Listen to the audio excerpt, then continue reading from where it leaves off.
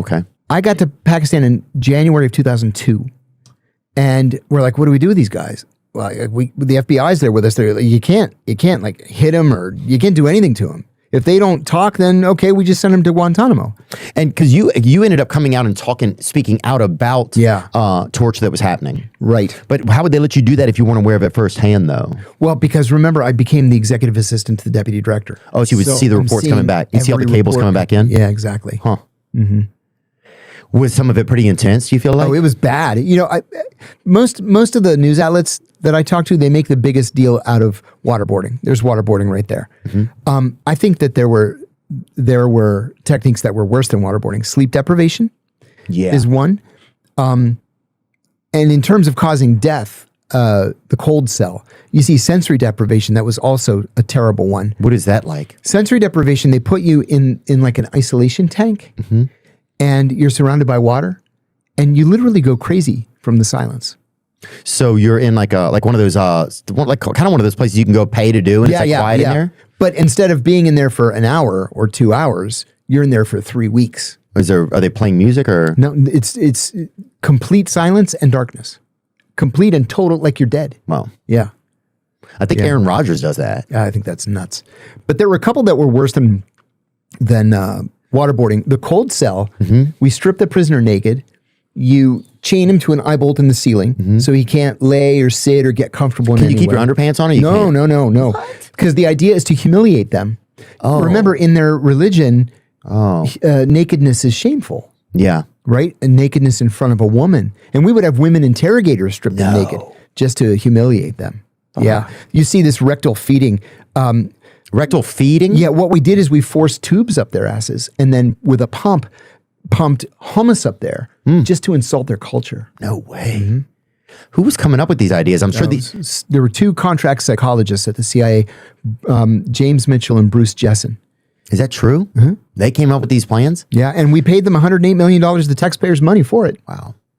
But when you look at, were these people criminals? This is what's that's the thing. That's the thing, Theo. They've never been charged with a crime. Right. So charge them. If these guys are as bad as we say they are, charge them with a crime. If they're as bad as we say they are, find them guilty, sentence them to death, and execute them. We won't even charge people in our country who are committing a crime. No. So I think that that's like a problem that's been across the board is like, what is the crime? Charge somebody with a crime. Yeah.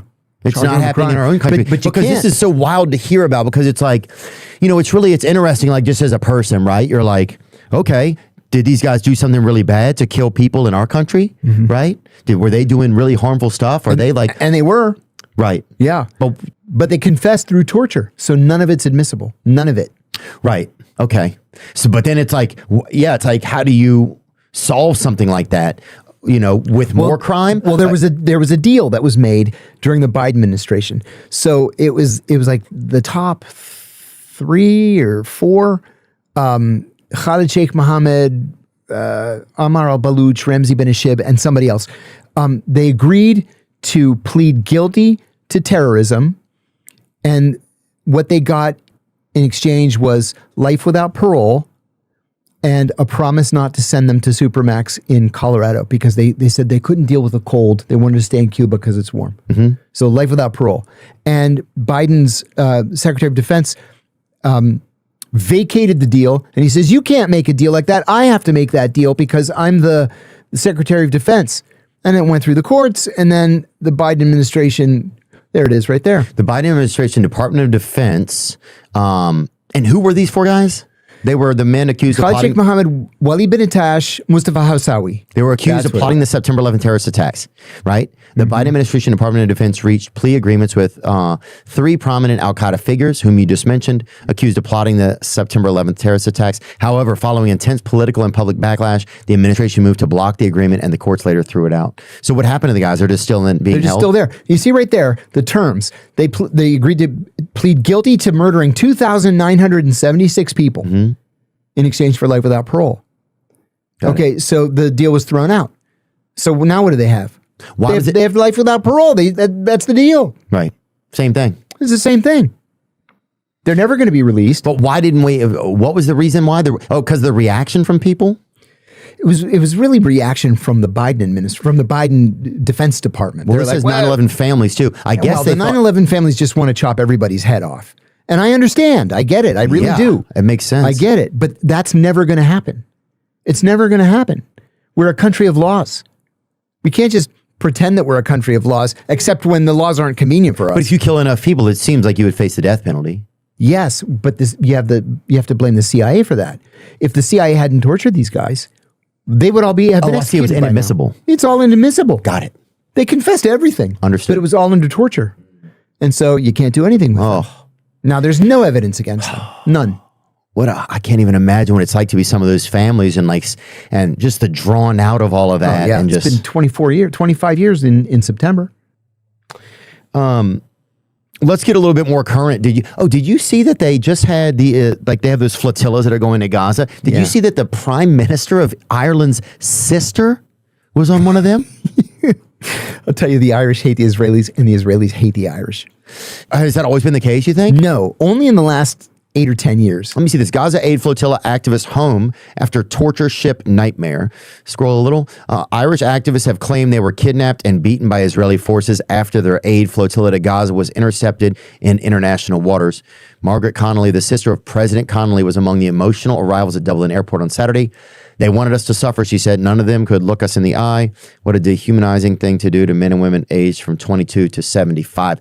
It's just wild. Imagine if Obama's sister or... Can you imagine? Can't even imagine. I want to interview Greta Thunberg. That would be fun. It'd be cool, huh? Yeah. I just would like to get to see what she's like. I've never been around her. You just see bits and clips of people. Right. So it'd be pretty fascinating. The Irish detainees were among hundreds of participants from other countries who were also detained when the latest iteration of the global Samud flotilla was stopped by Israeli forces in international waters. And a lot of these groups were trying to get there to bring aid to the people in Gaza. And then also, I think, to just document what was going on there. Yes.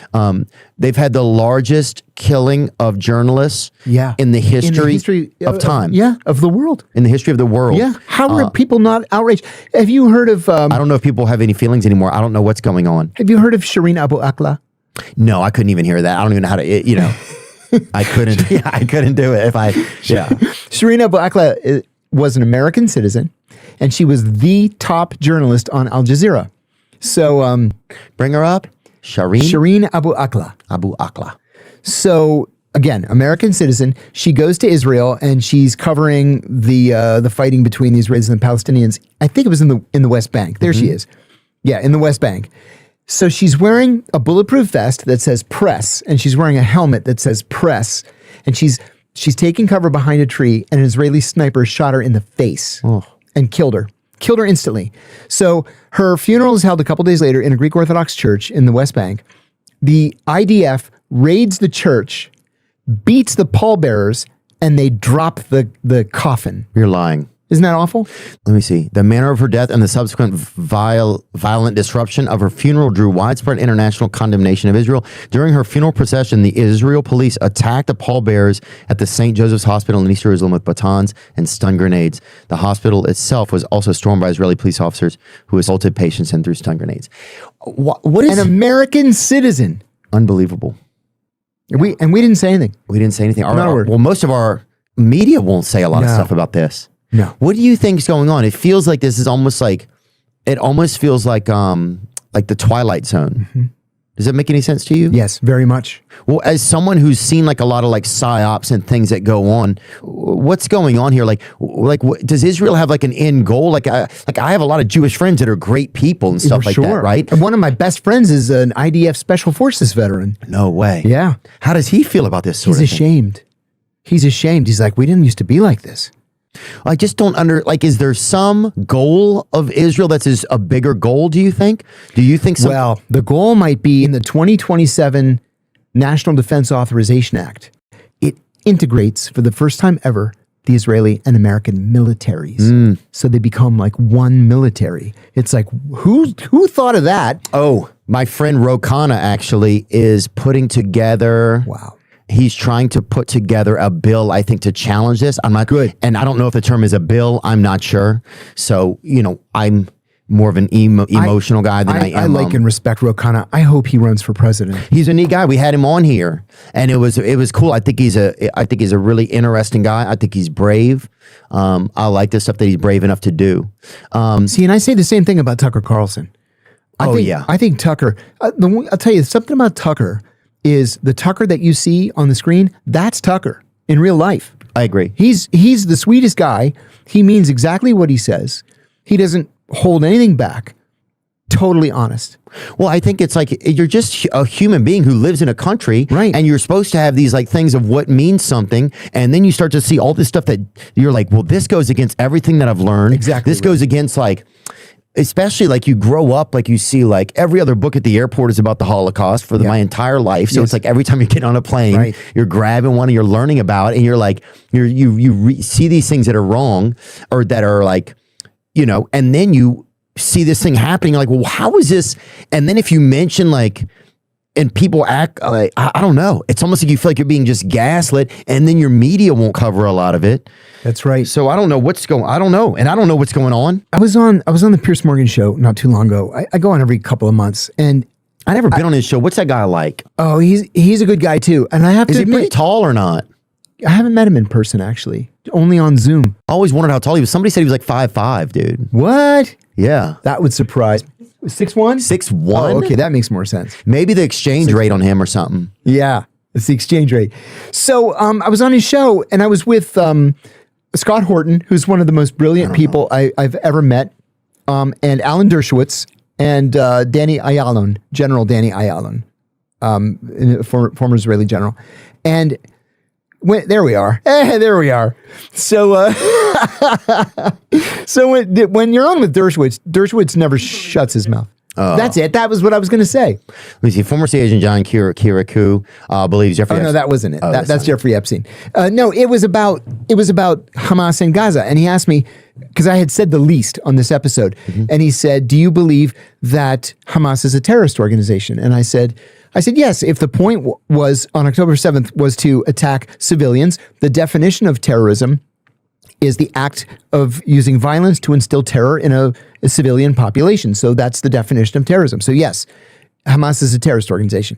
He said, do you believe October 7th was a terrorist attack? And I said, yes. He said, then what are you doing on the show?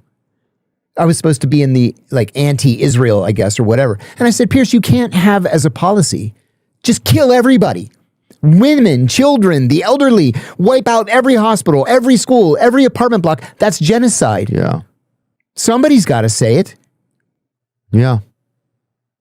I mean, it's scary. And then to think, how would our country be okay right now with us joining military forces with a group that's doing that? I'm sure not okay. And then you have to ask, what about these people like Ted Cruz and Lindsey Graham? Lindsey Graham said the other day, a week ago, that until I breathe my last breath, I will stand with Israel. Why?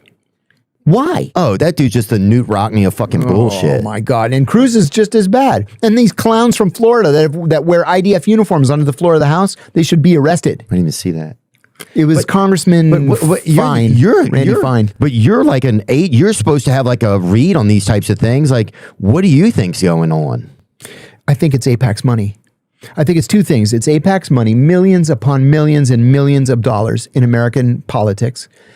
So they have an inordinate influence on our political system.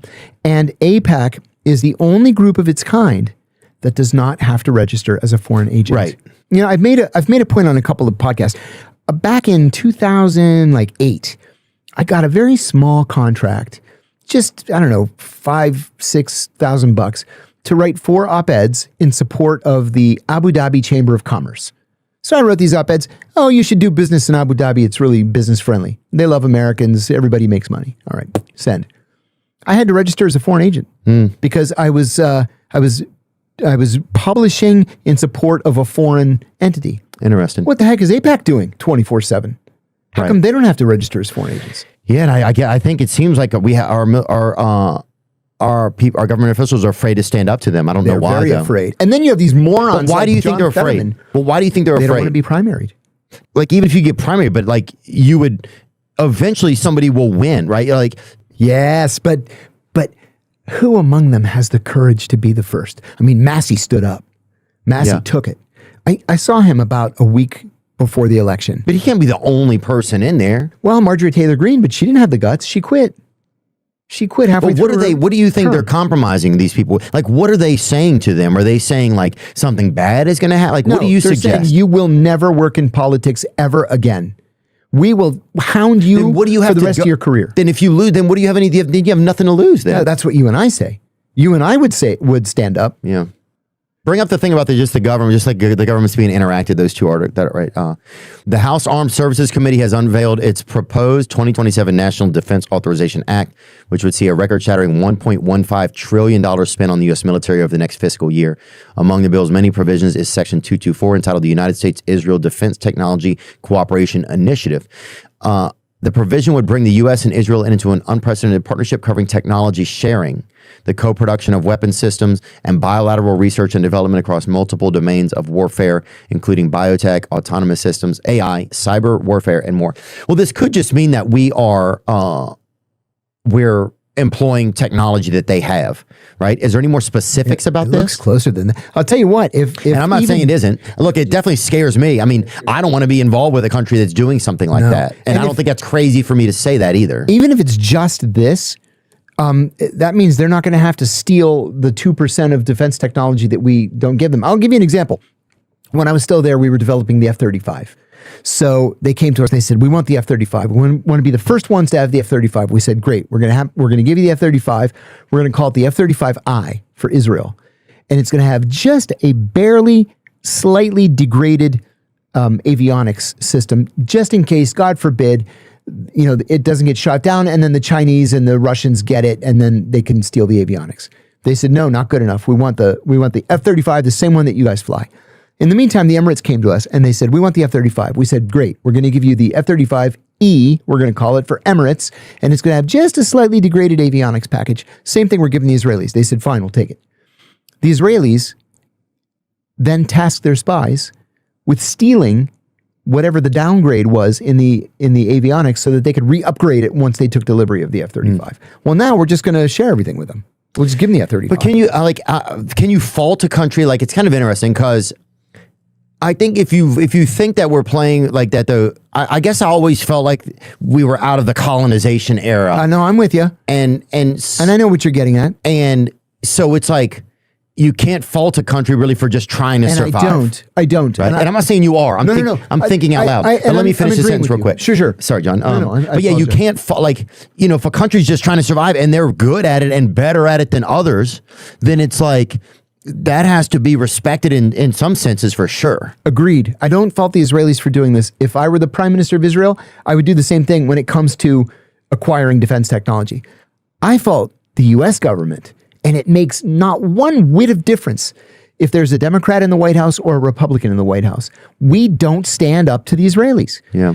I will say Reagan did in the so-called Year of the Spy when Jonathan Pollard was... No, actually, it wasn't Reagan by then. It was Clinton, wasn't it? Clinton stood up and said, we're going to prosecute this guy, Pollard. He got 30 years, and he did every single day of the 30 years. Mm-hmm. Peaked in 84. Jonathan So when Pollard. was he arrested? 85. Okay, so it was Reagan. He did every single day of the 30 years. And then when he got out of prison, Miriam Adelson... or not Miriam Adelson, her husband, it was, what's his name? Adelson, the king of Las Vegas, sent his private jet. The jet took Pollard to Israel. Netanyahu met him at the airport. He kissed the ground. And in an interview, Sheldon Adelson, he urged American Jews to take up arms against the American government. And then Huckabee meets with him and welcomes him into the American embassy. I would have shot him if he had come into the American embassy and I were the ambassador. Yeah, I just don't understand. I think it makes it like, I don't know. I think a lot of people are looking for guidance right now. I think you're right. If you're a regular person who we're just trying to get through the week, we want to believe in our country, we get scared that our taxes are going towards like violent things and evil things. That's the thing. It starts to feel like there's something evil going on. Yeah, and it's not like we're right and everybody else in the rest of the world is wrong. You look at these votes. I don't know if I'm right about anything. You look at these votes at the UN General Assembly, and it's everybody in the world voting yes, And voting no is the United States. I'm serious about this because I served at the UN. It's the United States, Israel, Costa Rica, and Palau, a little island with 30,000 people in the Pacific. That's it. And the whole rest of the world is voting the other way. You've talked to, like, you've worked in counterterrorism. Mm-hmm. Is it weird? Like, terrorism's such an interesting term because it's like, at a certain point, it feels like we're chasing the tail of the dog we let loose, kind of. Does that make any sense even? Yeah, I like that. I might steal that. Yeah, steal it. I don't even know exactly what it means, but you know, they just had I saw something the other day. It was like $300 billion to rebuild parts of, I don't think it's Iran, but I think it's Libya. Can you look that up? $300 billion to rebuild parts of Libya That we blew up. That we just blew up. Yeah. So right here, it says a truce, $300 billion investment plan in Hormuz. What's in the deal draft that can end U.S.-Iran war? U.S. and Iran mediators are now engaged in high-stakes negotiations aimed at ending the conflict despite a fragile ceasefire in the place and months of turmoil in the Middle East. The possible truce plan includes key bargaining points between the two sides, including a $300 billion investment package and the crucial Strait of Hormuz issue, making the agreement extremely closely watched for.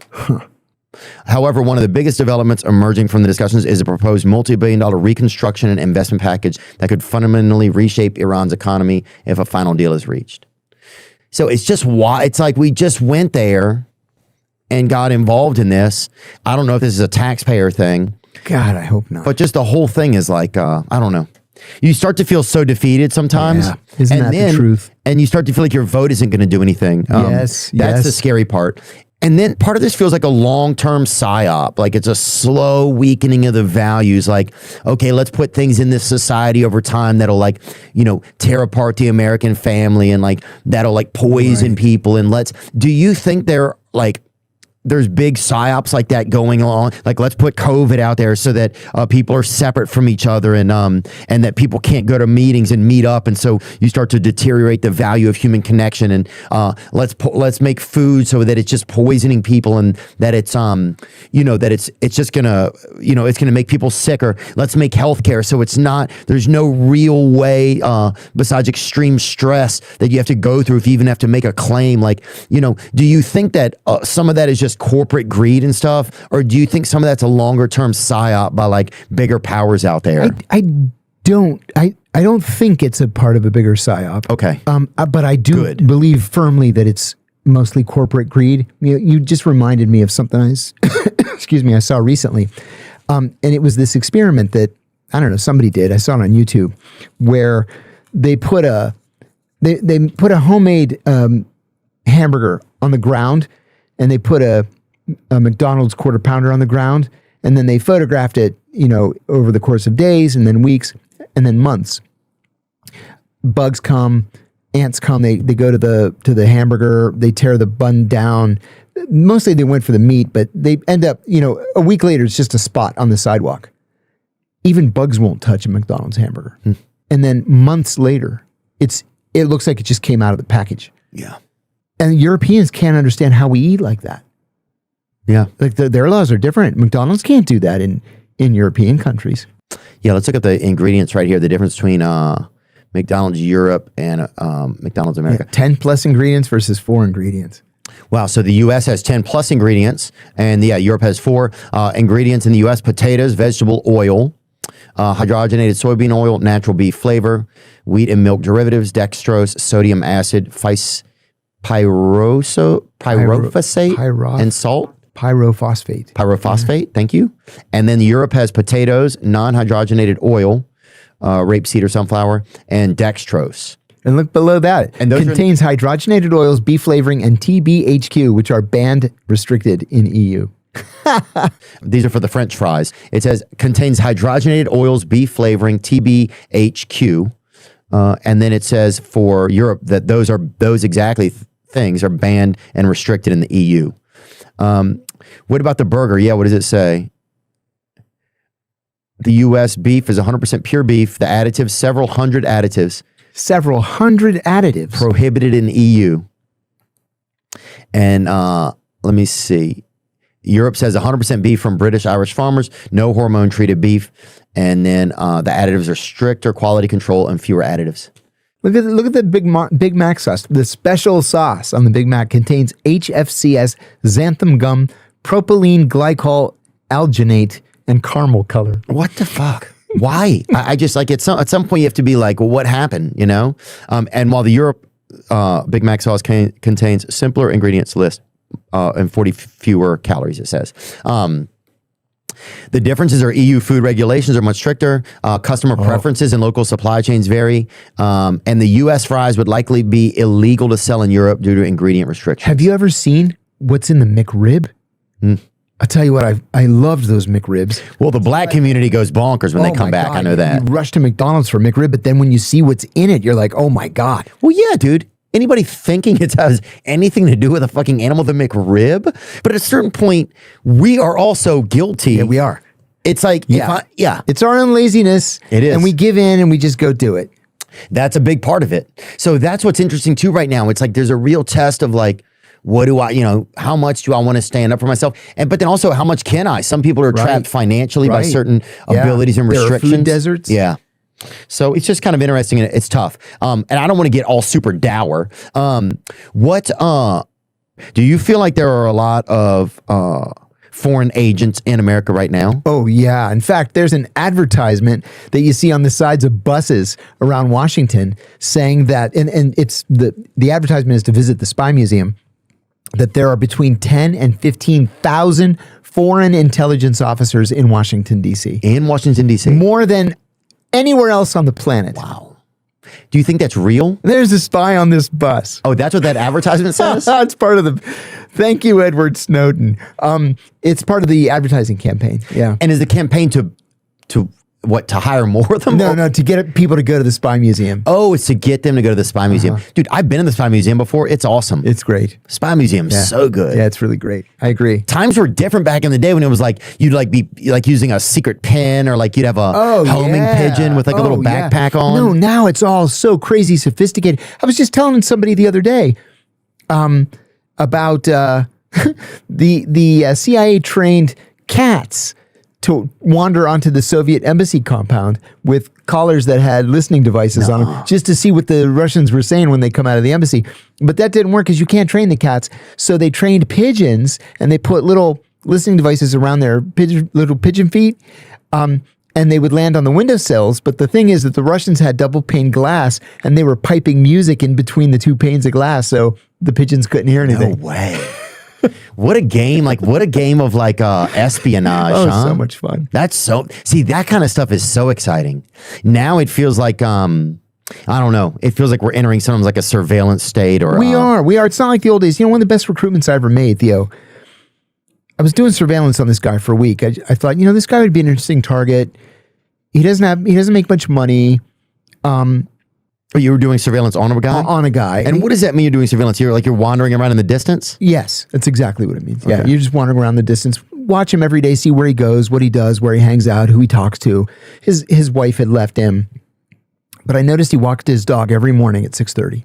Dang. Every morning he'd leave the house at 6:30 and he would walk across the park. The dog would do his business and then he'd walk back. So I asked in the office, I said, hey, does anybody have a dog? And one of the women's like, yeah, I have a dog. I said, can I borrow your dog for a week? She says, for what? I said, I want to accidentally bump into this guy.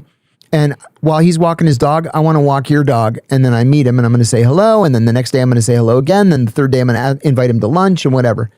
It was the best recruitment I ever made in my entire career. And we bonded over the dogs. And it wasn't even my dog. At the end of the week, I just gave her her dog back. And did you learn something from the guy? Oh my God. This guy was like every case officer's dream recruitment. And what recruitment means somebody that you're trying to gain intel from? The person, you pitch him, you say, look, I'm with the CIA. Oh, you told him that? Oh yeah, I'm with the CIA. I know who you are. I know what you do. And I'm willing to pay you very handsomely to give it to me. And he's like, how handsomely is handsome? And I gave him a number. What's that number, ballpark? Well, this is 25 years ago. And then it was $5,000 a month. It would probably be $20,000 a month now. And good money. And he wanted all of his expenses. I said, what expenses do you think you're going to have? Yeah. What, dog shots for the dog? I know, right? So, he nickel and dimed me the expenses. Oh, and my boss would always say, just give it to him. Just give it to him. Because the information was so great. So we had information about what? His country. Oh, He okay. worked in the embassy Got it. of his country. And I gave him a disposable cell phone. And back then, you had to buy these little cards at the convenience store, and you scratch them off, and you put the number in your phone, and it gives you units. You I know, remember that. And so the phone was only supposed to be used to call me. He used it for everything. He'd give me like $800 phone bills at the end of the month. And I'm like, come on, man. Come on. That's Give you awesome. $5,000 already. That dude's a friggin' snake. I love that. Yeah. My boss just pay it. Just pay it. Acoustic Kitty. Oh my gosh. Oh, it's Acoustic Kitty was a Central Intelligence Agency project launched by the Directorate of Science and Technology in the 1960s. It was intended to use cats to spy on the Kremlin and Soviet embassies. In an hour-long procedure, a veterinary surgeon implanted a microphone in the cat's ear canal, a small radio transmitter at the base of its skull, dear God, and a thin wire into its fur. This would allow the cat to innocuously record and transmit sound from its surroundings. Due to problems with distraction, the cat's sense of hunger it sees a bird. had to be addressed in another operation. Yeah. $20 million. $20 million, dude. And that's your Somali fraud right there. The first Acoustic Kitty mission was to eavesdrop on 2 men in a park outside the Soviet embassy in Washington, D.C. The cat was released nearby, but was hit and allegedly killed by a taxi almost immediately. However, this was disputed. The equipment was taken out of the cat. The cat was re-sewn for a second time and lived a long and happy life afterwards. That sounds like a cover-up. Nothing to see here, folks. Yeah. Just a cat that has call waiting, you know? That's fucking insane, dude. I worked with this one guy.